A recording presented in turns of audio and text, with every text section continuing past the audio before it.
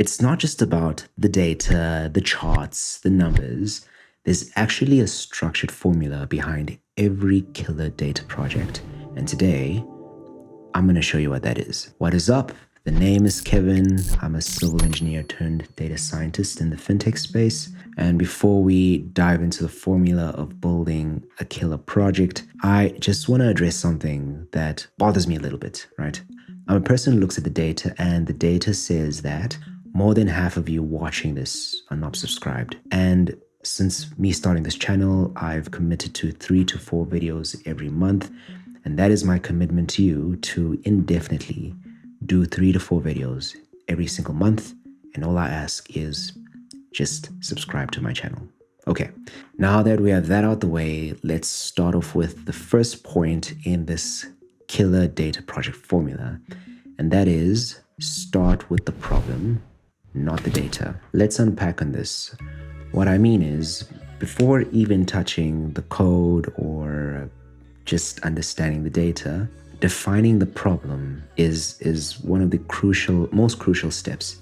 And someone wise once said, you are halfway to the solution if you have a well-defined problem. So that could mean sitting down with stakeholders and even helping them understand their problem better, and helping them understand, is like this potential solution they're looking at, is this the best solution to their problem? What stakeholders even tend to do sometimes is they understand the symptoms and not the root cause of this problem. So this involves sitting down with them and challenging this problem that they try to frame out, asking the right questions, asking a lot of questions, and really understanding the root cause of this problem. I'd even go as far as saying that if this initial stage takes longer, this might save you ample amounts of time down the road. All right, we've clearly defined the problem. Now, let's talk about point number 2 in this killer project formula. And there is this concept of an MVP, or a minimum viable product. And basically what that means is the bare bones solution in order to solve this problem. So without all the fancy bells and whistles, what are the critical components we need in order to make this solution viable? And this doesn't have to be a perfect solution. This just has to be usable. And what that does is you are in a position to go back to your stakeholders with, a third of your timeline already complete, and ask them for feedback. Ask them, is this the right direction we want to take? Ask them the right questions. Are you happy with what we have so far? Can we build on this? All this kind of feedback is very critical, as well as your stakeholders all of a sudden feel that they are kept in the loop, that the communication streams are flowing quite well. And this actually ties in quite well with point number 3, which is begin with the end user in mind. As you actually first scoping out your project, then building it, always ask yourself the question, this feature that I'm adding, does it add value to the end user? Does it add value to the solution? And this sort of framework, what it does is any component, any feature of your project, it is not useless, but it has some sort of use. And obviously the stakeholder will, or even the end user will really appreciate this. So now we have our MVP. We are building with the end user in mind, which takes us to point number 4. And that is this principle, this idea of iterating and getting feedback fast. So after you've done your MVP, what you want to start doing is the updates, the changes, the improvements you've spoken about with your stakeholder.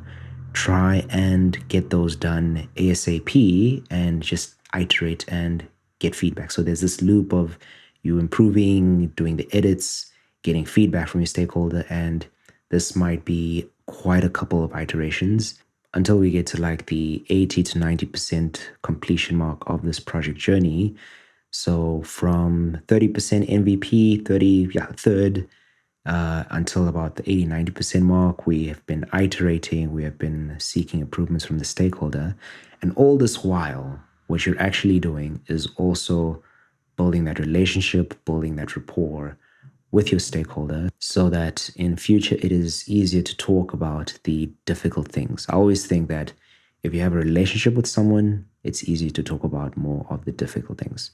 With all this being said, it goes without saying that, okay, let's backtrack a bit. We've spoken about iterating from the MVP stage all the way until the final product stage. So we are getting feedback from our stakeholder, improvements, edits, recommendations, etc. Now, during this stage, don't go and keep your head down for weeks on end and not communicate to them. We want to keep our stakeholder well updated, keep them in the loop, and this obviously builds that trust. Okay, so now you may have noticed I've spoken about the final product by the 80 to 90% stage. So what about that last 20, or I'll even say 10%? Let's say that last 10%. What are we doing then? Once we reach the stage, the question we should ask ourselves is, what can I do in order to break this project? Like, I'm going to try and break it. I'm going to try and stress test this thing, test every value, test every functionality, test every feature until I can break it. And this is a very important stage because obviously in production, you don't want this thing breaking because of some silly error or some silly overlook that you may have missed during the building stage. So very important, try and break your project before the stakeholder or even the end user does. Okay, so by this point, I'm going to say well done to us. We have completed a solution, completed a project that our stakeholders will potentially just love. But we have forgotten one critical component throughout this whole project lifecycle, and that is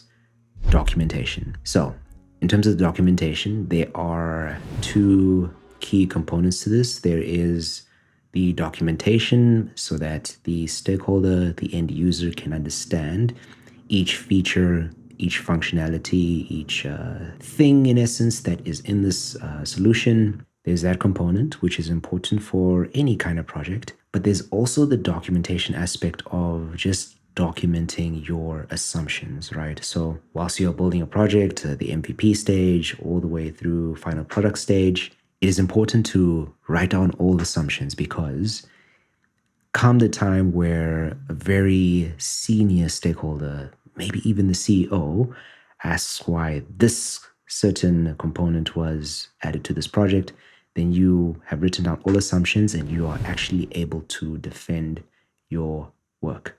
And now I think with these two components of documentation, obviously teams or anyone looking at this project down the line, they will be very appreciative of this. All right, so that sums up all the components that makes a killer project for me. Well, the formula in essence. I want to ask you, do you feel there's something I've missed out? And if there is, just leave a comment below on how you'd add to this and what would make a killer data project. Until the next one.